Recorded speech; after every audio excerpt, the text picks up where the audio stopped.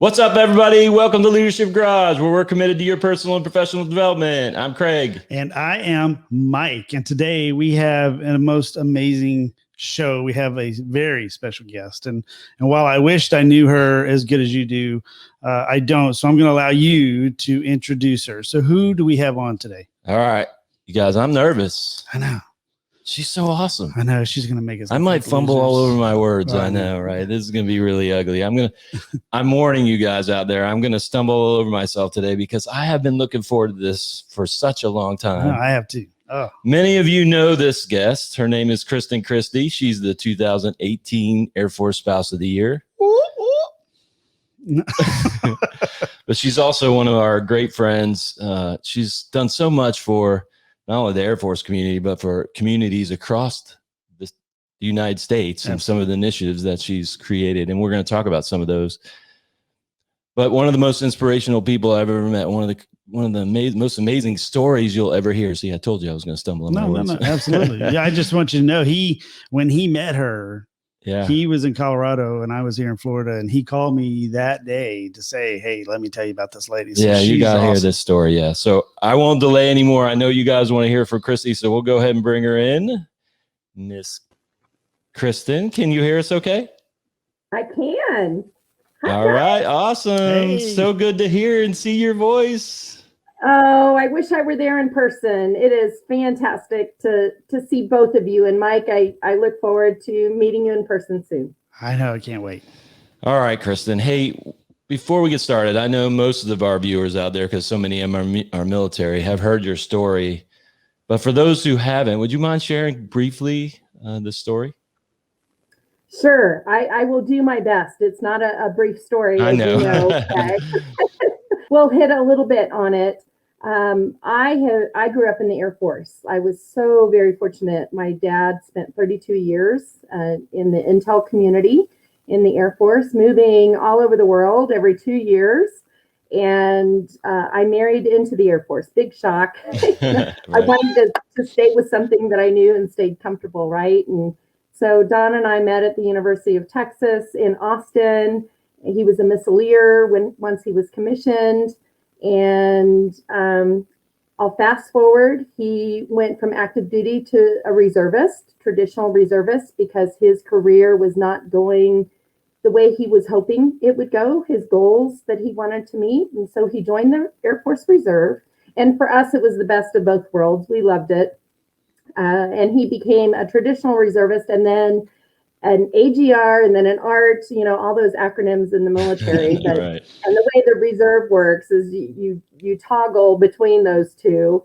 And in 2004, he was a squadron commander for the largest reserve unit in all of the Air Force Reserve Command. Wow. With the GPS, 19 SOPs out at Schriever. And he came home one day, and I'll tell you that, Leadership Garage, talking about leadership, the day that he came home and he said, "Kristen, I have been tasked with getting volunteers to go on a deployment to Baghdad. And I don't feel right asking for volunteers unless my name is at the top of the list." That, gentleman, is a leader. Absolutely. Right?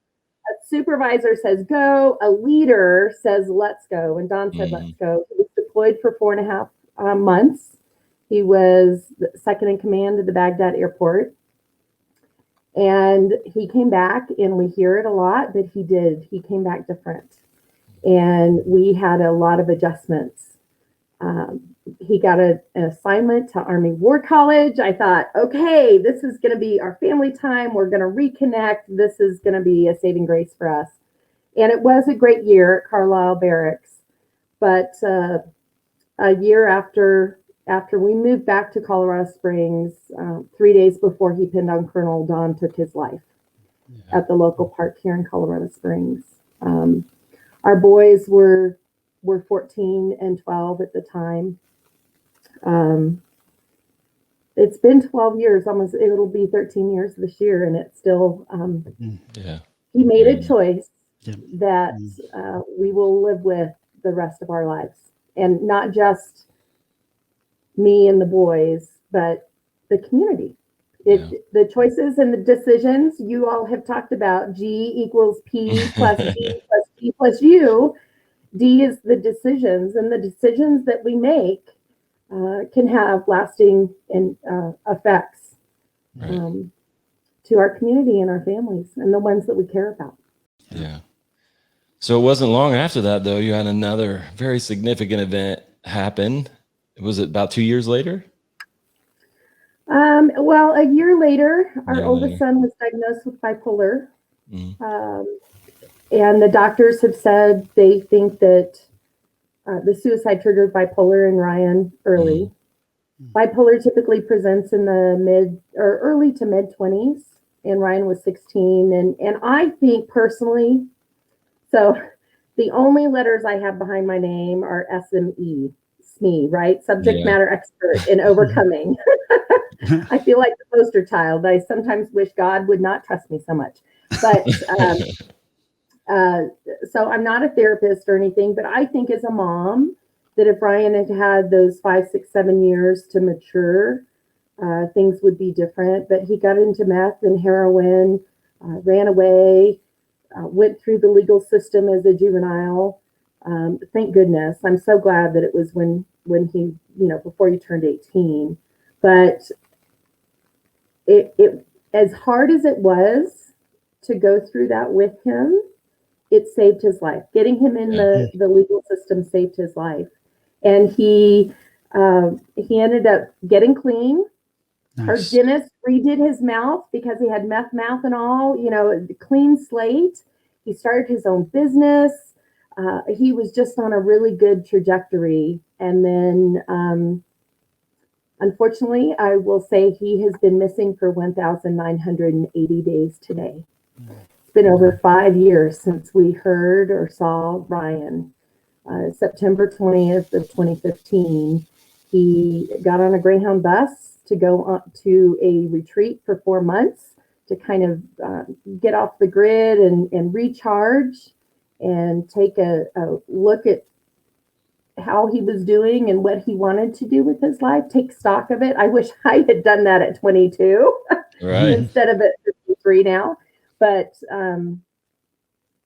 later on, we found a book on how to disappear and how to change your identity. And he just, as a mom, I pray he's on this side of heaven, gentlemen. Yeah. Yes. Yeah.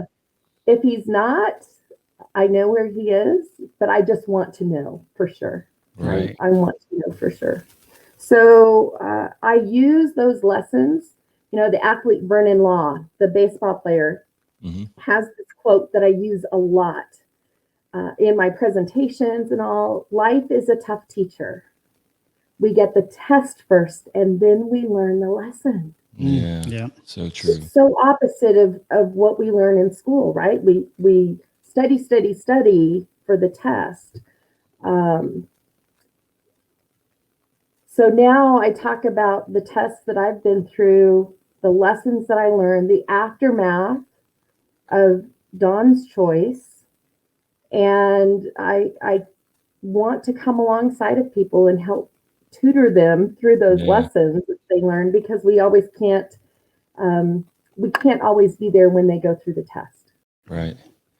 And we're actually gonna pick at that here in a little bit, some of those things that you are doing to help folks. But just because I've heard this story many times, and you and I have obviously talked a lot about this, the depth of this story is just incredible. There's so many parts and pieces to this.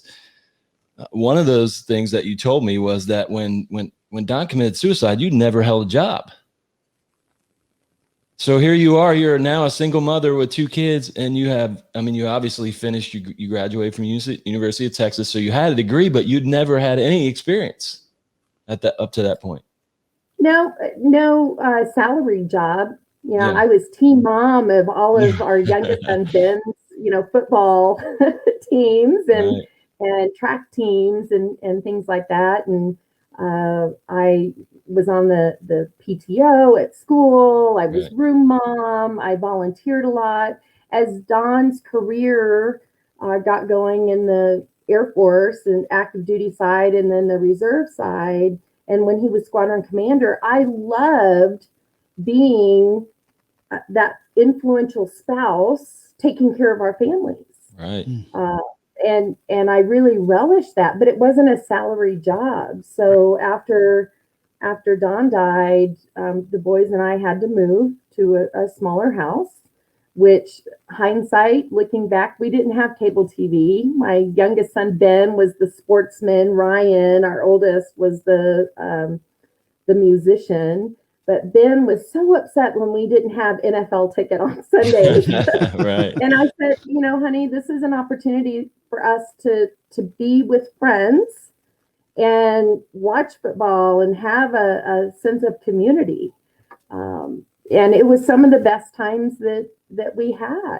Yeah. But I waited 2 years. The boys and I were on food stamps, and it wasn't, I didn't enjoy being on food stamps. Yeah. Like I said, Don was 3 days from pinning on Colonel. We lived a very comfortable life. For a long time, I was very, very angry. I felt PTS had really demolished our family and definitely our marriage before that. But I tried to get the boys settled for 2 years. And I will tell you, I admit I was an Apache helicopter mom. I was ready.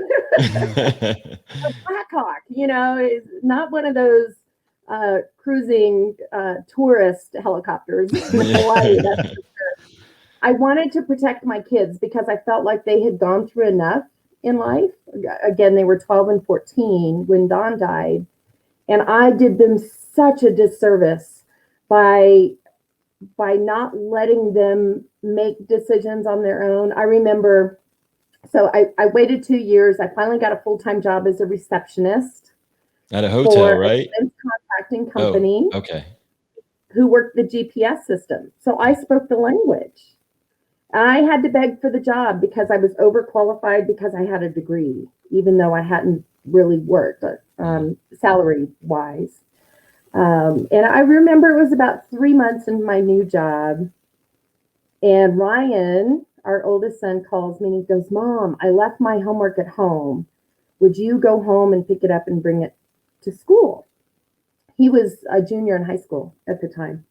And I said, sure. So I told my boss, she was not very happy, but I told my boss, I'm going to run home. And that was about 10 minutes from work. And then the school was another 5 minutes from home.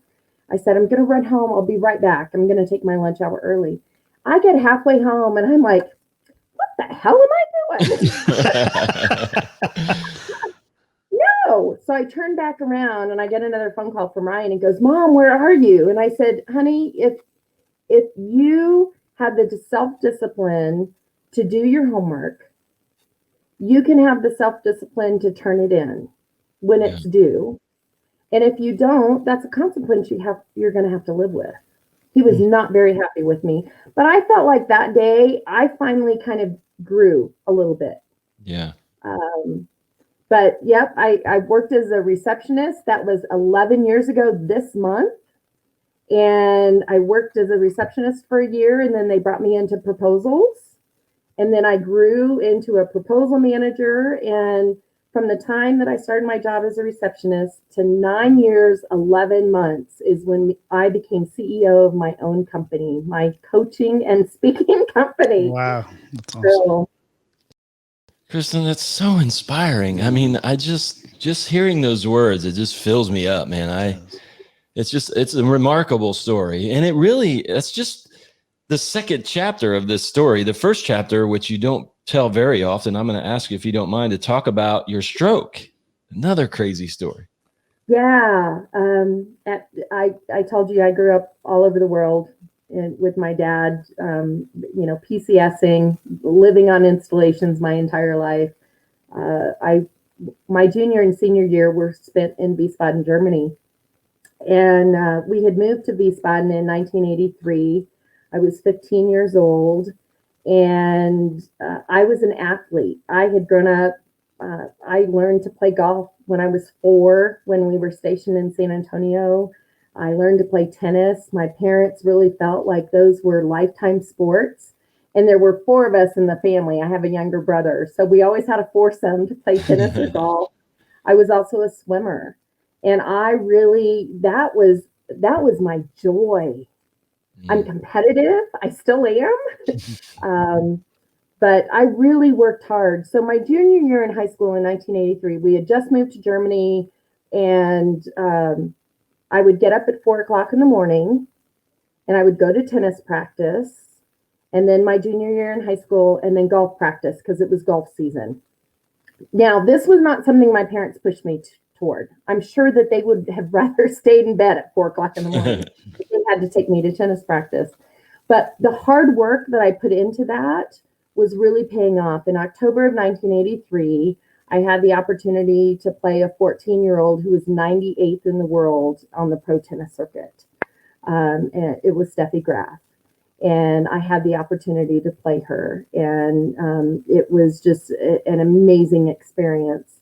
And then the week after that, I won the golf championship for all the DoD high schools in Germany, and I beat the #1 boy by 5 strokes. Nice. Remember that competitiveness? Yeah. Did you beat Steffi?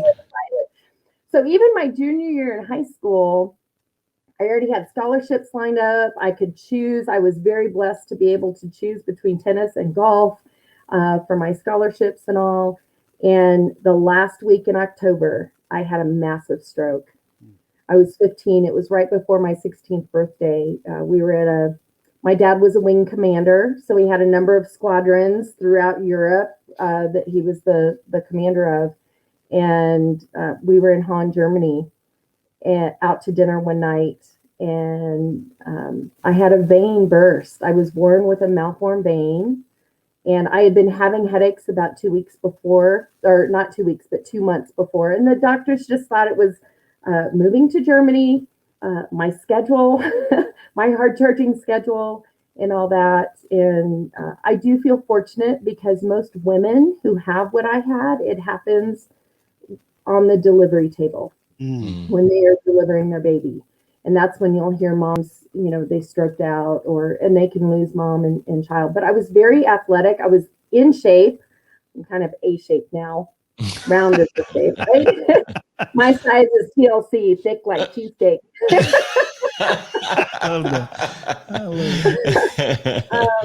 But I was completely paralyzed. The prognosis at first was if I lived, I would never walk again. This is the superpower of my community at that time. Was my Sunday school teacher was a doctor at Wiesbaden Hospital. He graduated from the Air Force Academy, and his roommate at the academy was the #1 neurosurgeon in the Air Force at Wilford Hall. Wow. So they were able to aerovac me from Landstuhl to Wilford Hall. And the only reason why they aerovac'd me was because it was 6 days after the Beirut bombing. And so Landstuhl was full of the Marines from Beirut, and they didn't have time to perform surgery. So I had brain surgery. It took me a year and a half to learn to walk again. Remember, so even though I had a stroke and I could not play golf and I could not play tennis, my competitiveness was still there. So my friends would come over and we would have crawling races, and by gum, I was going to win those crawling races. And I write with my left hand now. My right hand just doesn't work as well 37 years later. But I learned some important lessons from that test. Yeah. That the superpower of community. Guys, we aren't made to do life alone. Yeah. Right. So and it's so much better and more fun when we have people along on the ride with us. Mm-hmm. But the power of community to come alongside and help us when we need it. My faith, the foundation of my faith was strong, and it still is. And I am stronger than I thought I was. Yeah. I think that's all of us. Yeah. We don't know until we go through stuff like that, though. Right. But one question you didn't answer, and not to take away from that story, but did you beat Steffi? Yeah. She did. Well, and you were kind of about to allude to some stuff that I want to ask a question about, because Kristen, this is really the first time me hearing your story from you. I hear it from Craig a lot. He he admires you, and we've talked about you a lot over the last few years. But you have so much positive energy. You have a great outlook on life. But you've faced all this adversity. So where does that great outlook and where does that positive energy come from? So it's been years. It took 37 since my stroke, almost 13 since Don died, and Ryan's been missing for over 5 years. And I will say I've not always had a positive attitude. Now, growing up, I did. I grew up in a family that we looked at, we tried to find the good in everything. We would sit, I remember my brother and I would sit at the table at dinner with our parents. And we always started after prayer, after grace. It was our conversation around the dinner table was, name at least one thing that happened today that was good. Mm. And sometimes you have to dig deep. I call it the silver lining. So I will say, this is my silver lining, and it's natural. This came about a year after my stroke. As my hair was growing back in, I had this white spot. It looked like I had slept on a white out pin or something. And at 16, I was too young to be gray, so I colored it. But now it's silver, and it truly is a silver lining. It reminds me that there's a silver lining to everything, and we don't necessarily know what impact pouring into people has. You all have talked about it on previous podcasts. Craig, you had talked about the person who came up to you and said that you made a positive impact. And Mike, that $50 Outback gift card. Those of you who are listening don't know what I'm talking about, please go back to episodes 1 through until this one and listen to their stories, because it really resonates. But it's that silver lining. And more importantly, I will tell you, there were days the boys did not go to school because I couldn't get out of bed. Yeah, I can't even imagine.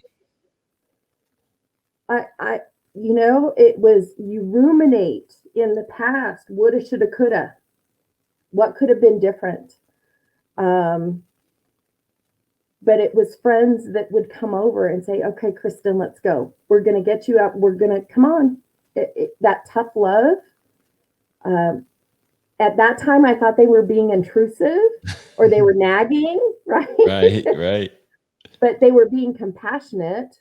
I call it compassionately intrusive. How do we be compassionately intrusive to people that we see are hurting, that we're noticing that they need some help?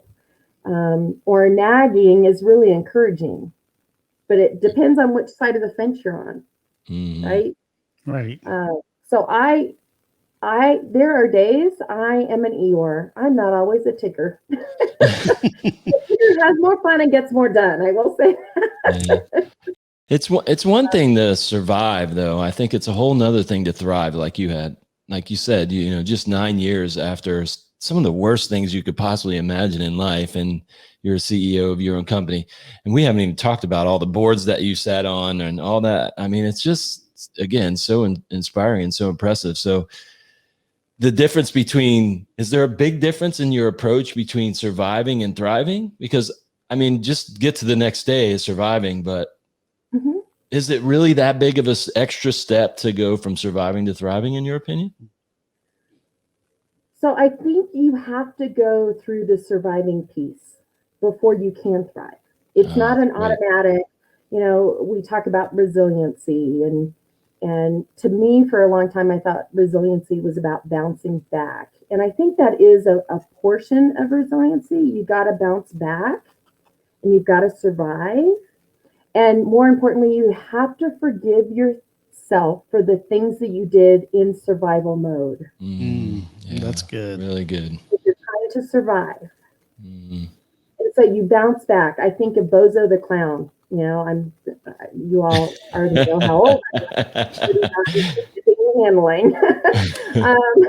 But Bozo the Clown that had the sand in the bottom and you punched him and he bounced back. Yeah. To me, that's survival. The difficulty I see with that, if you stay in there too long, When Bozo bounced back, he was in the same spot. I don't want to be in the same spot. I want to get through it. Getting through it is thriving. More importantly, you thrive together. You don't do it alone.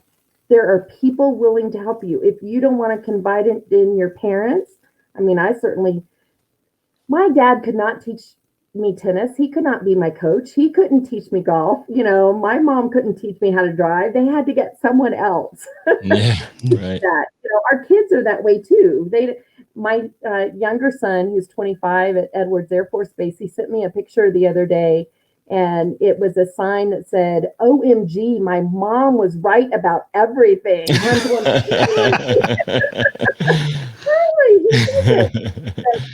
But it's okay to go outside your family circle to ask for help. I mean, here I am. I'm a mentor and a coach, and I have a coach and a mentor. Teachers have teachers and mentors that help them. Doctors don't self-medicate. They don't self, prescribe. They've got to go see other doctors, right? But that's doing life together. That's the power in community. Yeah. That I think people forget about. There is no shame in asking for help. There truly isn't. And for those in the military, there are resources available that are safe places. Whether you think, we have some stigmas, right? Yeah, and for sure. I will say for Don, 3 months after his suicide, Congress came through and masked the question on our clearances, on the EQIP, for those who are familiar with the EQIP and clearances in the military. And question 21 was, have you ever sought behavioral health services? Right. It was a yes or no question. That was it. Now they qualify it. Have you ever sought behavioral health services for anything other than deployment or relational issues? So things are changing, and that's, I think that's being a noticer, not just on the human side of things, noticing if someone doesn't have their family picture on their desk anymore. Or one thing I had noticed, and I didn't read the signs, was Don's fingernails were bitten down to the nubs. Little things like that. But now I want to use that to be an emotional support human. Right. To other people as they go through things. And it's not a comparison of my tragedy and your tragedy and someone else's tragedy. It's the pain scale. Yeah. So one of the big topics, a 10 out of 10 on the pain scale, right? Yeah. Yeah. You talked about that, right? Yeah. When things get really tough, it forces them to act in some way. Yeah. When you get backed into a corner, then you typically act. But we also know that the number of suicides, we're up to 27.5. I think in our previous conversation, we were talking about this, 27.5 veterans and family members and coworkers and everybody that are impacted by the veteran suicide numbers. It doesn't seem to be helping, even though, there's obvious that we've shifted to this self-care, right? There's so much talk about self-care nowadays, but it doesn't seem to be helping. And so I hear your story and I think, well, what things did she learn? What things did she do that helped her get through all of these very, very difficult things in her life, and you talked about having a community. Obviously that's very important. We know that. Are there anything else that you learned through this besides the community that can help people get through some significant challenges? Yeah, I think I learned a lot about myself during that time. During those 2 years when I was just trying to stop the whirlwind or the tornado of everything going on and all the transition. I think I've done every personality test there is, every leadership. So Mike, like you, I've gone through the John Maxwell program and have learned so much from that. I think my biggest takeaway that I have, especially during the great pause of 2020, Right. a lot of self-development during that time since I was no longer traveling. In fact, a year ago this week was my very last trip, and that was to Thule, Greenland. But I think really taking a look at myself, and I'm an uber extrovert. Every personality test I've taken, I have not been surprised at all, off the charts. I'm a type AAA plus plus plus. I can walk into a room and suck the air right out of an introvert's lungs if I'm not careful. But really taking that time to understand me and my personality and what I could do with that, and to know that I wasn't the only one. So it took me 10 years to really talk about our story.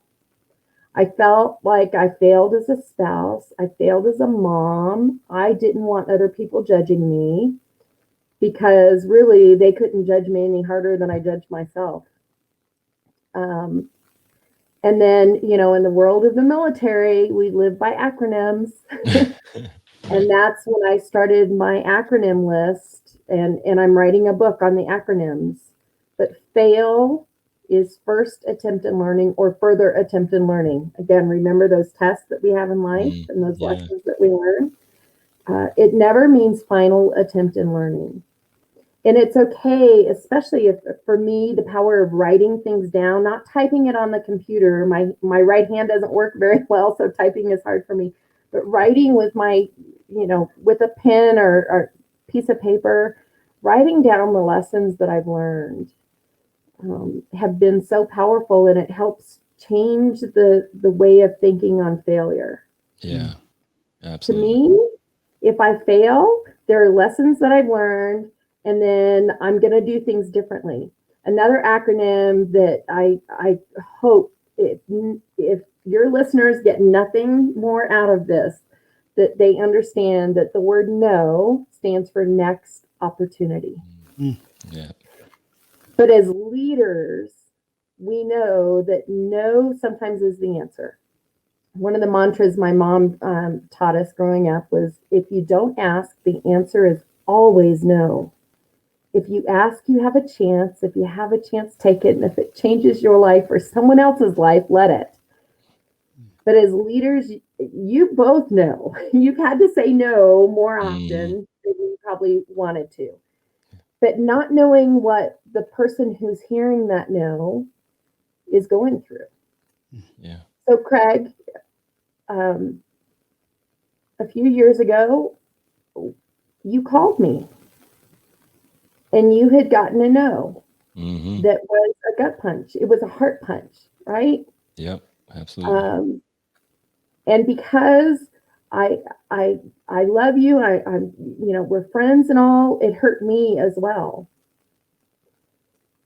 And it was very hard for me I wanted to listen and understand, but to help you understand that no meant next opportunity. Yeah. Yeah, it really did. And it wasn't just for you and Donna, but it was for your community. You're sitting where you are now. You are right where you are supposed to be. Yeah. That's good. I love you. Because I know. you want a Kleenex? Here you go. There's no crying in podcasting. I know. Come on. Well, But, you know what? but as leaders, when you can come alongside people, say the answer is no, but let me help you find your next opportunity. Yeah, That's so awesome. much so. It really is. Well, one of the things you've been working on for a while now is getting a national, or a day nationally recognized as a day of resilience. Can you tell us a little bit about that? Yes. So this is an example of hearing no a lot. Right. And sometimes it's a forceful no. And our kids are really good at, when they hear no, they go to the other parent, right? They find that next opportunity. But in 2009, I was looking at the calendar and kind of looking at what I had to do and, planning my schedule and all. And March 4th really jumped out at me. on the calendar. And I said, March 4th and conquer. And it started inside. It was me. I'm going to march forth and conquer through all this crap that I'm going through. And then I will say I met my new groom, Sean, and on Match.com, so it works. A few years later, and he proposed to me. And I said, yes, but we have to get married on a March 4th because that's how important that day is for me. And then I started going, well, why don't I get a proclamation from the city of Colorado Springs so other people understand and call it Survivors Day? And then when I started telling my story more and more, and then the 2018 Air Force Spouse of the Year and suicide prevention was my platform, people look at me and they think suicide survivor, but we're all survivors of something. Lost job, broken heart, death, illness, feedback on a podcast. I mean, it's just a little stuff. It happens. And so the city of Colorado Springs in 2016 proclaimed it. El Paso County in Colorado Springs proclaimed March 4th as Survivors Day. 2017, I went to the State House and they proclaimed March 4th as perseverance in the face of adversity. And then as I was seeing more and more going on in life, the 27 and a half veterans a day, the military spouses that are taking their life, the resilience that our country needs to have to come together and I'm not talking political wise or anything. I mean, we just have stuff that we need to come together as a country on. And so it changed to National Resilience Day. So last year, again, if you don't ask, the answer is no. I asked Senator Gardner, who I was working with on another initiative of mine that I've taken up on getting a 3-digit suicide hotline number, 988. It was finally passed last year, but we had been working on it for 2 years. And I asked him, I said, hey, I've always wanted to go to the State of the Union. Do you have an extra ticket? Sure. Guess what, guys? I was at the State of the Union last year.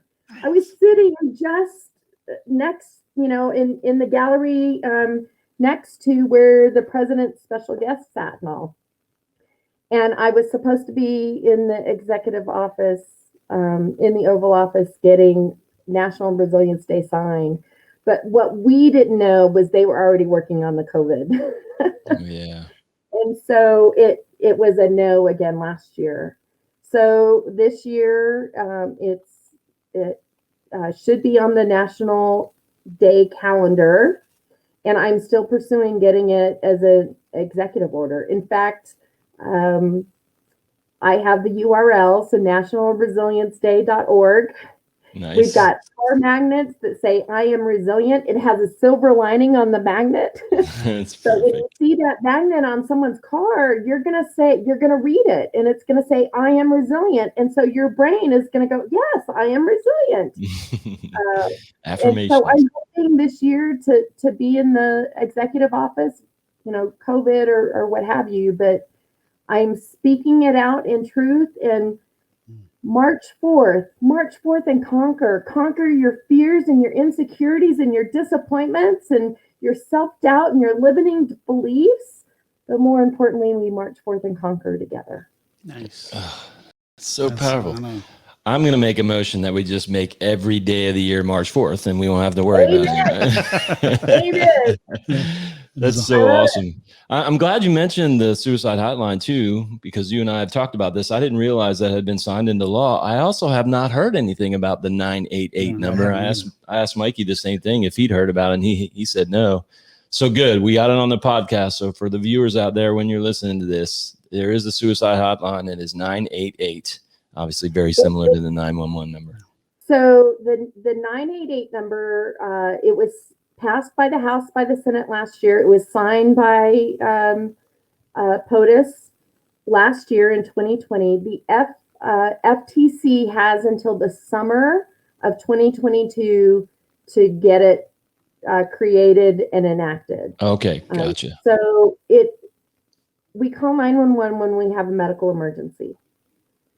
When we are in the deep, dark throes of depression, of that darkness, or someone that we love is in the throes of depression and in that dark place, it's hard to remember a 10-digit number for the National Suicide Prevention Hotline. Now, the last four spell out TALK, TALK. But the other numbers are kind of hard to remember. And if we can have something and really break that barrier, so that 10-digit National Suicide Prevention Hotline will change to 988. Gotcha. And they will still have, so the Veteran Crisis Line, the Military Crisis Line is the same number. It's just a different name. That will also change to 988, and they should have dial 1 once you're connected to reach a vet or someone, you know, that has experience with the military for that. Yeah. So the summer of 2022, next summer, it should be enacted. And as I get out and tell our story more, guys, I really appreciate having the invitation and all. And unapologetically, I will say selfishly, I'm hoping our story gets out there more and more to help people understand the aftermath, because we don't talk about it. Right. To let people know that they aren't alone, that there are resources out there, whether they're thinking of harming themselves or they know of someone that's thinking about harming themselves. But also because Ryan might be out there. Yeah. Yeah. And he might see it and he might want to say, I need to call my mom. Oh, we hope so. Yeah, That would be the absolutely. biggest prayer we could ever answered out of doing this. We'll definitely say a prayer about that for sure. Absolutely. That he's out there, and if he is, please call Mama. Yeah. Absolutely. So you're obviously working on the National Day of Resilience. You've worked on the 988 suicide hotline, and if that wasn't enough, you're also the co-founder of the National Veterans Vocational Village, or NV3. Can you tell us a little bit about this one? Yes, we are so excited. We have this big vision. So I have two co-founders. One is a retired colonel from the Air Force who lost a number of friends to suicide and in combat.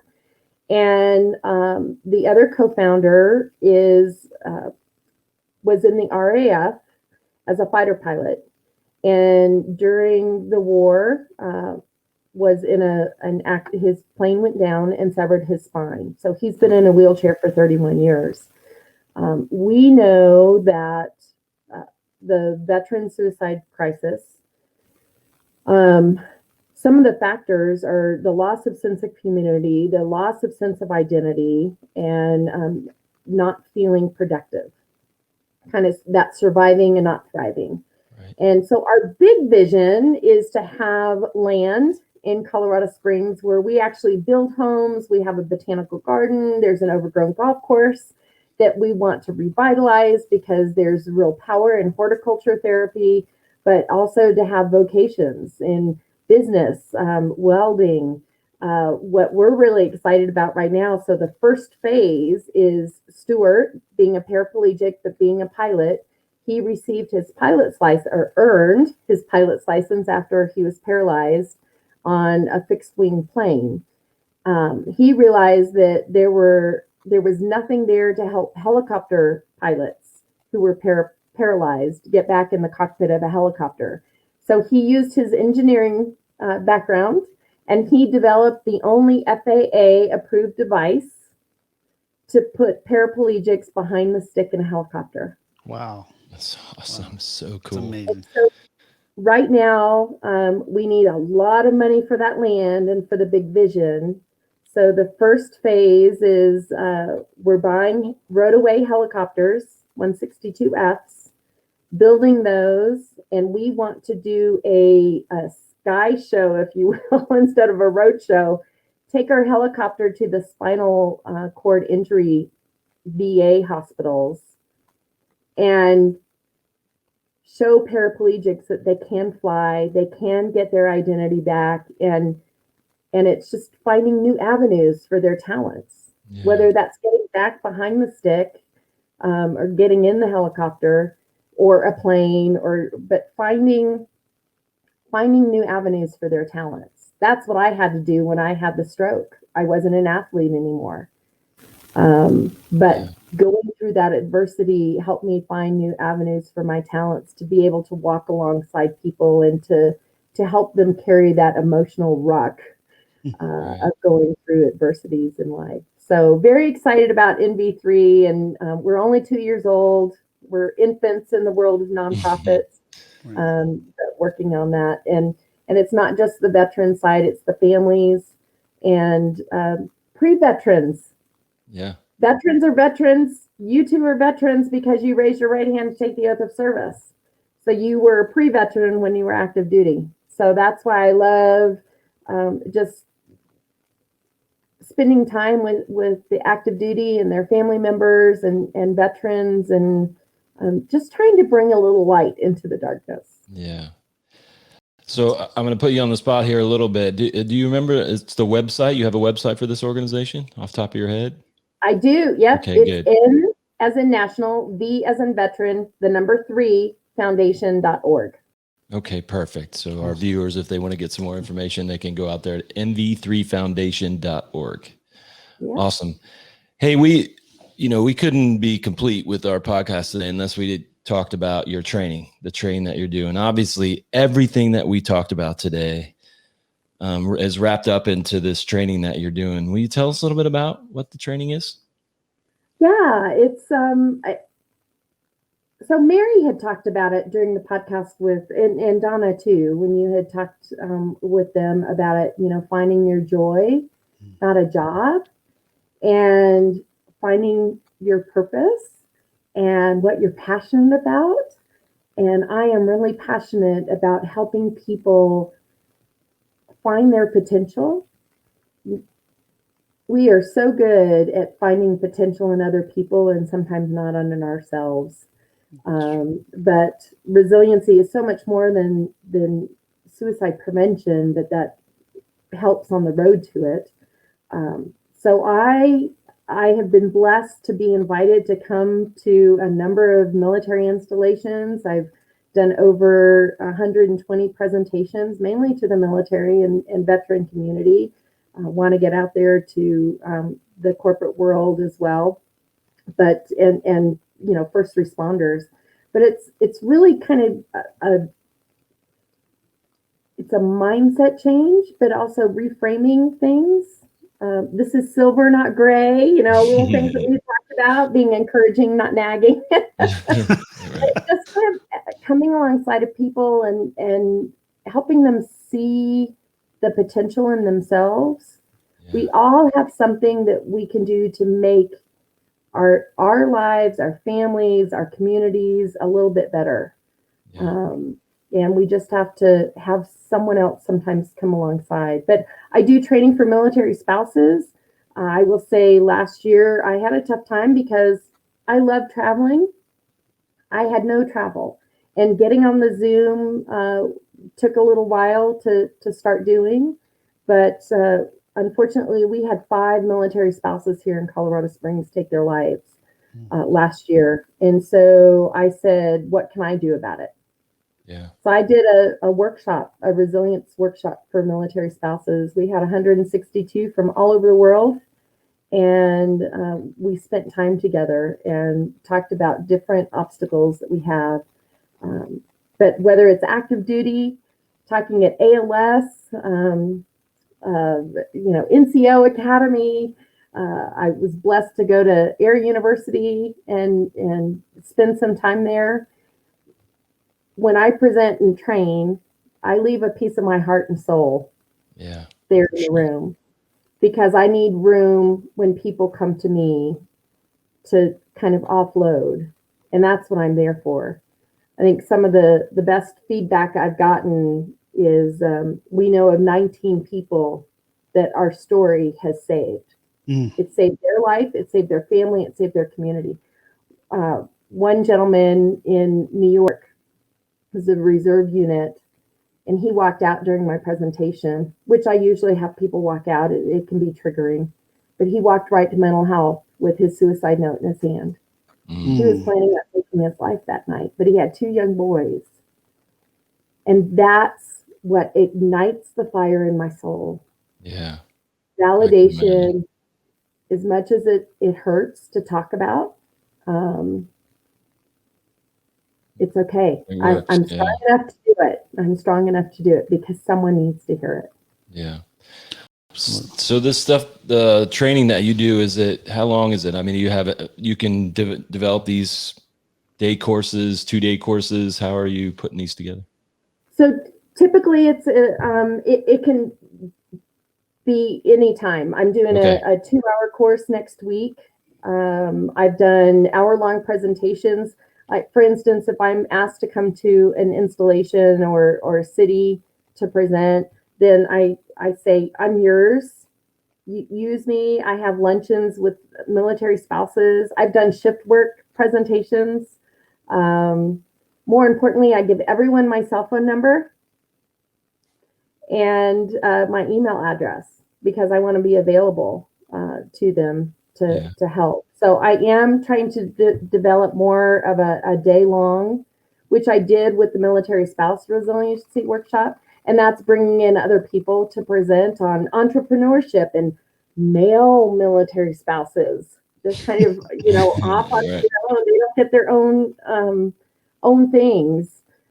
So we did that. We did employment, faith-based, nonprofit. We did a workshop specifically for the Reserve and Guard, because that's a different animal in itself too. Right. No, I know.